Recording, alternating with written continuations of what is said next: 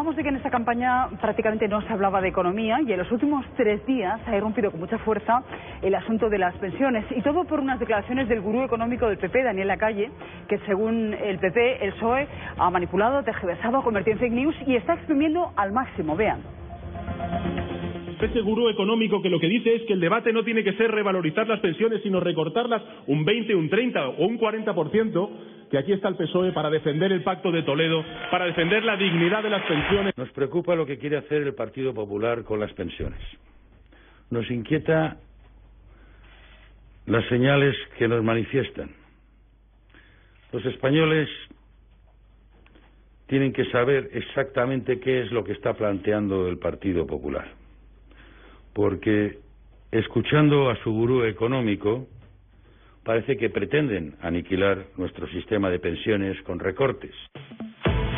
Bueno, pues vamos a hacer un fast-check, vamos a comprobar esos datos con Alicia Coronil, directora de Economía del Círculo de Empresarios. Muy buenos días. Y con Santos Ruesga, catedrático de Economía. Bueno, les leo textualmente, llevo 3 días haciéndolo, pero insisto en ello, lo que dice literalmente en esa entrevista el economista Daniel Lacalle. Le pregunta a Carmen Obregón, la periodista, por la revalorización de las pensiones, y Lacalle responde: España es el único país que, con respecto a otros países que han estado en una situación similar, han crecido las pensiones. Los demás las han reducido hasta un 40%. Por tanto, el debate no es cuánto se revalorizan, sino cuánto se recortan, un 20, un 30 o un 40%. Y para evitar que se les siga manipulando, incluso Lacalle adjunta el audio. Todos los países que han ido por el camino impositivo de aumentar la represión fiscal, todos han aumentado la edad de jubilación, han reducido las pensiones y han aumentado y han reducido el porcentaje de reemplazo. Todos, el 100%. Entonces, yo que no quiero que se bajen las pensiones... Bueno, quédense con esa última parte. Yo que no quiero que se bajen las pensiones, estoy en contra de eso porque no funciona. Queda claro, ¿no?, que no quiere recortar las pensiones. ¿Por qué se sigue diciendo que el PP pretende recortar las pensiones? No lo sé. Este hombre, por un lado, dice que todo el mundo lo está bajando, pero que él no quiere. Entonces no sabemos muy bien cuál es la expresión, ¿no? Bueno, porque lo que él dice exactamente es que las pensiones no se pueden pagar con los impuestos, porque esos países que las han pagado subiendo impuestos, luego han tenido que recortarlas. No sé si tú estás de acuerdo, Alicia.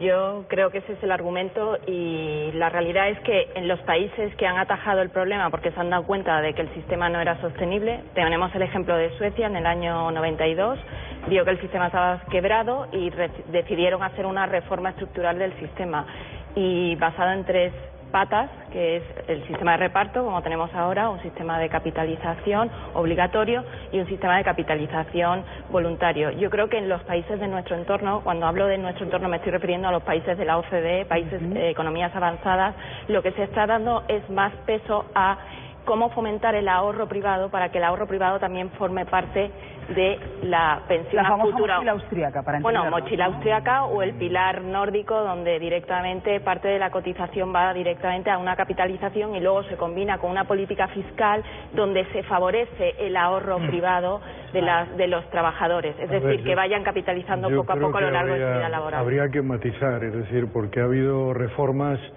de muy distinto tipo, pero el modelo sueco no es el modelo generalizado, es un modelo que solo hay en 2 o 3 países, las llamadas cuentas nacionales. En todo caso, seguimos estando en modelos públicos, es decir, son 2 cosas distintas. Una es que haya un modelo público que utilice distintos instrumentos, por así decirlo. El nuestro es un modelo fundamentalmente de reparto, que dicho sea de paso es el mayoritario en Europa, no es el modelo sueco. Hay algunos que han introducido fórmulas de capitalización en el modelo público, digamos en las pensiones públicas, y otra cosa es lo que parece latente en la recomendación de la que hablaba, es que además de una pensión pública, pues haya gente que quiera ahorrar en las distintas fórmulas que tiene para ahorrar, para tener una adición, un complemento adicional a su pensión. Yo creo que convendría separar los 2 debates. Una es cómo configuramos las pensiones públicas, ¿para qué? Bueno, yo siempre he planteado lo mismo, es decir, hay 2 elementos fundamentales, y eso es lo que en la mayoría de los países europeos todavía está vigente. Uno, que sean suficientes, es decir, ¿cuánto es una pensión suficiente? Esto lo podemos discutir, pero además es lo que dice la Constitución, es decir, no me lo estoy inventando yo, que sean pensiones suficientes públicas. Y en segundo lugar, que que se revaloricen adecuadamente. Ahora les voy a preguntar por el tema de la revalorización, porque esa también ahora mismo es la clave. Por cierto, hay un tuit de Carmen Obregón, de la periodista, desmintiendo la interpretación que, insisto, se está haciendo desde el Partido Socialista y desde Podemos de las palabras de Daniel Lacalle, para que quede ya claro que él en ningún momento hablaba de rebajar las pensiones en España. Respecto al tema de las pensiones, lo que está claro es que no se pueden hacer reflexiones en voz alta, porque ¿se acuerdan cuando el secretario de Estado de la Seguridad Social planteó bajar la pensión de viudedad a las rentas más altas y rápidamente fue desautorizado por la jefa, por la ministra Valerio? Vamos a verlo. Octavio Granados es una persona que sabe mucho de seguridad social y opina en alto, va a conferencias, a charlas, y entonces él opina, entonces a veces no se da cuenta que forma parte de un gobierno, sabe mucho, es un buen técnico de la seguridad social, y de vez en cuando, pues luego tengo yo que ir aclarando algunas cuestiones. Para nada está en nuestra previsión modificar a la baja las pensiones de viudedad. Ahí tuvo que apagar el incendio porque dijo, ¿van a pensar que queremos recortar las pensiones de viudedad? No, para nada nos lo hemos planteado, son reflexiones en voz alta de mi secretario de Estado, pero el partido y el gobierno no las corrobora. Dicho esto, Celia Villalobos ayer nos contaba que todo este debate nos lo hubiésemos ahorrado si se hubiese llegado a un acuerdo en el Pacto de Toledo, pero que eso no fue posible porque lo dinamitó, dice Celia, Podemos. No puede ser que venga un ministro, el que sea, de mi partido o del que sea, diga, a partir de ahora las mujeres van a tener un 15% más de pensión porque han tenido una vida activa. ¿Y cómo se normaliza eso? Entiendo que con pues un que las político, cosas ¿no? que no tienen que ver con las cotizaciones se paguen con impuestos. Lo que no puede ser es que la seguridad social se convierta en una hucha que sirve para todo. Ya. Bueno, y ahora viene la duda que os planteaba. Lo que dice Pedro Sánchez es que hay que blindar la subida de las pensiones conforme al IPC ya por la Constitución incluso. Se compromete a hacerlo y además dice que se compromete a reducir el déficit de la seguridad social, que ahora mismo asciende a 18.000 millones de euros en 5 años. ¿Es creíble hacer ambas cosas? ¿Ligar las pensiones al IPC y reducir el déficit de la seguridad social? Sí, yo creo que sí. En definitiva es un problema... Alicia no está de acuerdo. Ya, supongo que no. Por lo que ha dicho antes, supongo que no. Pero en todo caso, como siempre, es un problema de ingresos y gastos. Y si tú tienes el suficiente flujo de ingresos, pues puedes elevar y puedes compensar los posibles crecimientos del gasto.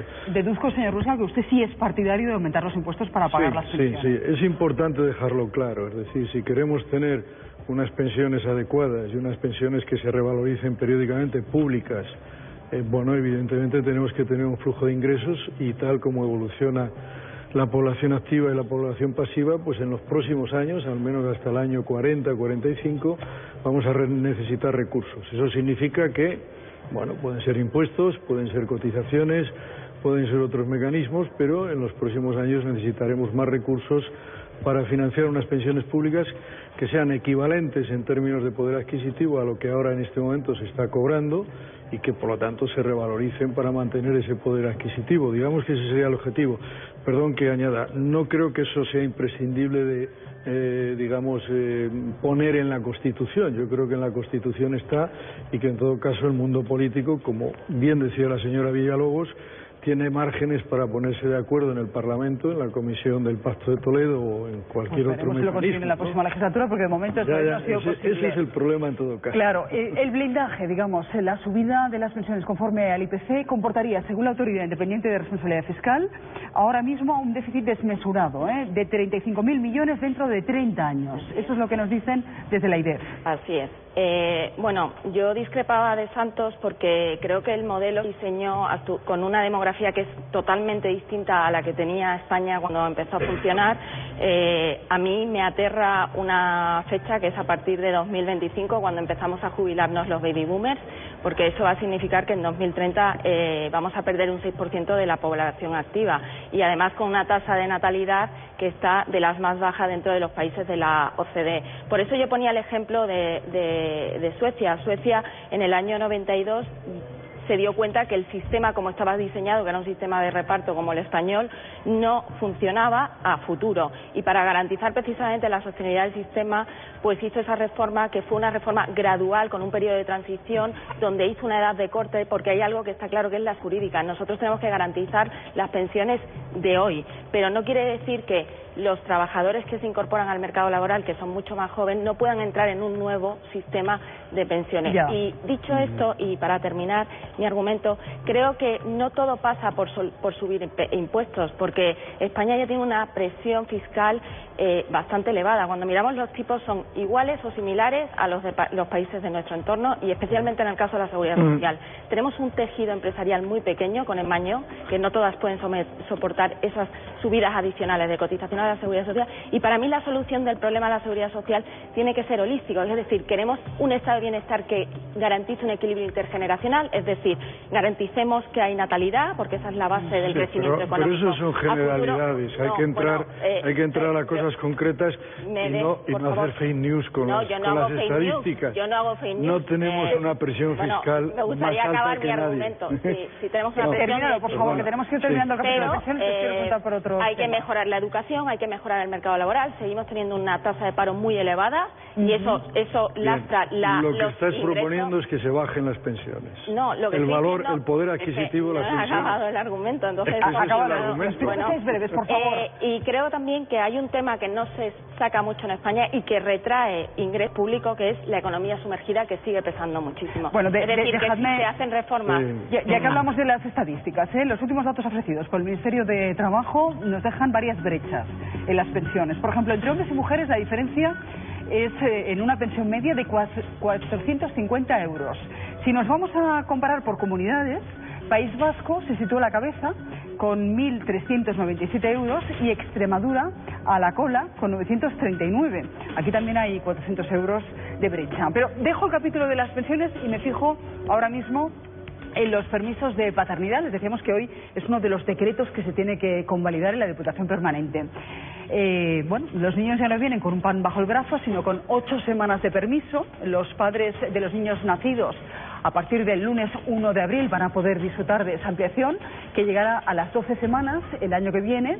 Y en 2021 los dos permisos, los de padres y madres, van a ser iguales e intransferibles, es decir, tendrán padre y madre 16 semanas. Es una buena noticia y por tanto estamos muy satisfechos, pero hay pequeñas empresas que dicen, oye, para nosotros esto supone un esfuerzo grande. Quiero saludar a Leo Frache, él es el socio fundador de Gestionando Hijos. Muy buenos días, Leo. Buenos días, Susana, ¿cómo estás? Muy bien, ¿cómo está usted? ¿Qué supone para un pequeño empresario este cambio, los permisos de paternidad, la ampliación? Bueno, yo creo que es una contingencia más, es decir, que en realidad el mundo de la empresa se ha llenado de contingencias y al final pues hay una contingencia más y creo que lo que tenemos que hacer es ponernos las gafas de mirar a largo plazo y saber que esas brechas también se producen sociológicamente y que al final pues los padres tenemos menos oportunidad de estar con nuestros hijos, de educarles, no hay más que mirar los colegios están llenos al final de madres y no de padres en las tutorías y creo que es una excelente noticia y los empresarios, las empresas, tenemos que afrontar las contingencias en beneficio del conjunto de la sociedad. Me sorprende usted porque tiene una pequeña empresa de 7 trabajadores, pensaba que iba a decir, Dios mío, no me dan tiempo a, digamos, a ponerme al día, tengo 2 años ahora mismo para que padres y madres disfruten del mismo periodo de baja paternal y eso me hará un roto en el presupuesto. Veo que su argumento no va por ahí.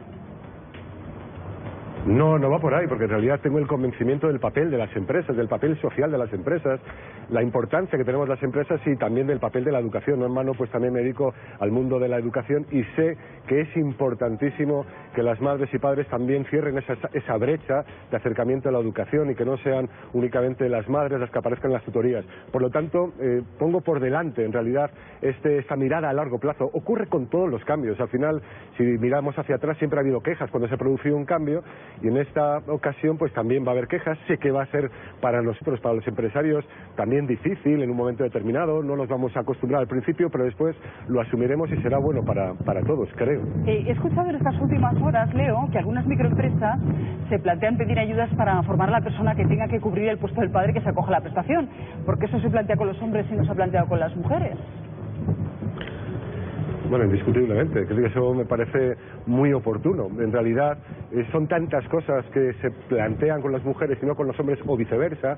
Yo qué sé, pues seguramente ahora a lo mejor hay algún empresario de aquellos que ya preguntaban a la mujer, oye, vas a tener niños, ahora vas a ser el empresario, ¿tienes planteado tener niños? Es decir, que es una excelente noticia desde el punto de vista social y que ya digo que seguramente a los empresarios, cuando alguno de nuestros trabajadores pues tenga hijos, pues tendremos que prepararnos, lo podremos hacer además con tiempo, porque nos tendrán que avisar, nos dirán cuándo van a tener ese niño, cuándo van a cogerse ese periodo, pero ya digo que creo que es una buena noticia para la sociedad, para las empresas y para todos. Dos preguntas más tengo. ¿Dejarán algunos empresarios de preguntar, ¿tienes hijos, deseas ser madre? ¿Se lo preguntarán también a los hombres o esto desaparecerá ya de la entrevista de trabajo? Bueno, Susana, ya sabe usted que en realidad hablar de los empresarios en general, yo recuerdo en el año 98 cuando dirigía una empresa y estaba entrevistando a una candidata que iba a incorporarse a esa empresa, cuando terminamos la entrevista me preguntó, oye, pero ¿no me vas a preguntar si voy a tener niños? Y digo, no, porque quieres contarme algo. Y dice, no, es que siempre me preguntan eso, ¿no? Por lo tanto, en el año 98 había muchos empresarios, por lo que se ve, o directivos que preguntaban a las candidatas si iban a tener niños, y otros no lo hacíamos. Meter en el saco a todos los empresarios es muy difícil, ¿no? Es injusto para empezar, ¿no?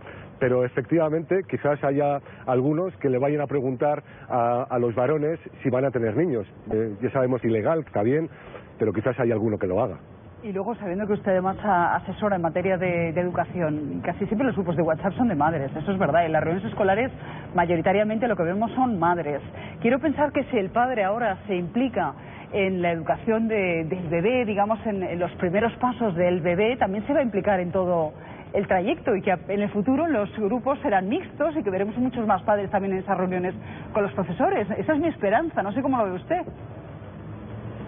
Pues eso es lo que pretendía decir y no he podido expresarlo mejor que usted, que lo ha expresado muchísimo mejor. Efectivamente, esa es la esperanza, esa es la mirada a largo plazo que proponía, ¿no? Porque muchas veces nuestras miradas son a corto plazo y las miradas cuando son a largo plazo son mucho más beneficiosas, mucho más enriquecedoras y eso es lo que animo, eso es lo que ha hecho usted, pues a mirar esta nueva normativa de una forma muy optimista. Pues muchísimas gracias, Leo, por en fin, esa visión además tan positiva respecto a esta ampliación de la baja paternal, que evidentemente aquí aplaudimos y creo que no habrá debate al respecto. No sé si vosotros le ponéis algún pero. De hecho, es una medida que desde el Círculo Empresario defendíamos desde el 2015 y solamente tengo un pero, es que el periodo obligatorio para el padre son 2 semanas, mientras que el de la madre son 6 semanas. Yo creo que ahí también habría que haber una equiparación.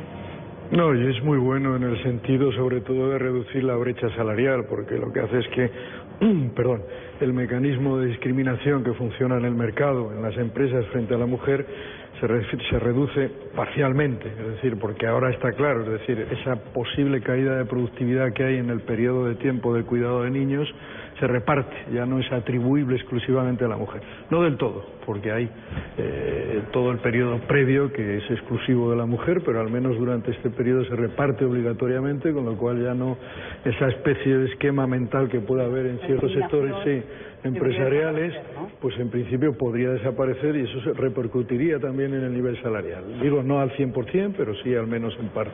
Acabaremos con esa brecha, por lo menos una parte de la brecha, efectivamente. Bueno, os quiero preguntar por los datos de paro del mes de marzo. Ha bajado en 34.000 personas, es el menor descenso en un marzo desde el año 2014.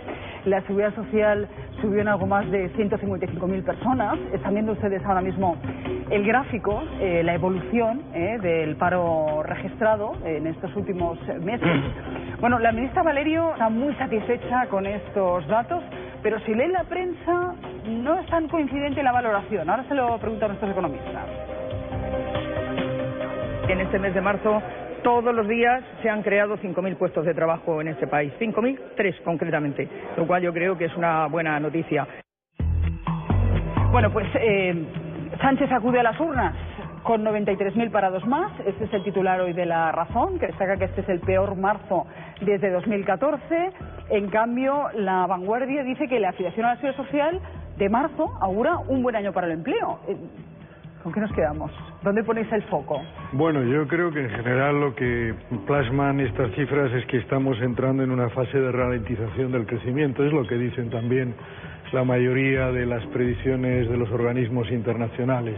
El empleo no es ajeno a ello y, por lo tanto, aunque tiene cifras positivas, claro, luego depende cómo uno compare las estadísticas, ¿no? Si comparas como el mes pasado y como el desempleo en nuestro país tiene un componente cíclico muy fuerte, pues evidentemente ha subido el paro respecto al mes anterior, pero lo importante es comparar en términos anuales. En ese sentido, la cifra es positiva, pero teniendo en cuenta que estamos entrando en una fase de ralentización en el cual el crecimiento económico al 2%.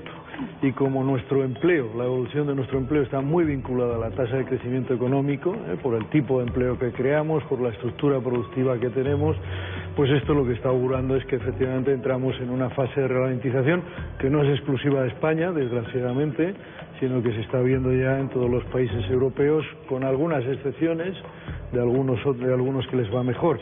Pero este es un poco el indicador, es decir, la tendencia a lo largo del año será mostrar esa especie de ralentización dentro de un proceso, de una fase todavía de crecimiento de la economía y por lo tanto del empleo. De hecho, el Fondo Monetario Internacional acaba de adelantar datos de su último informe. Se confirma una desaceleración mundial, un frenazo que dicen que puede ser más duro de lo previsto, aunque descartan una recesión y alertan del impacto que va a tener tanto el Brexit como las guerras comerciales Estados Unidos-China.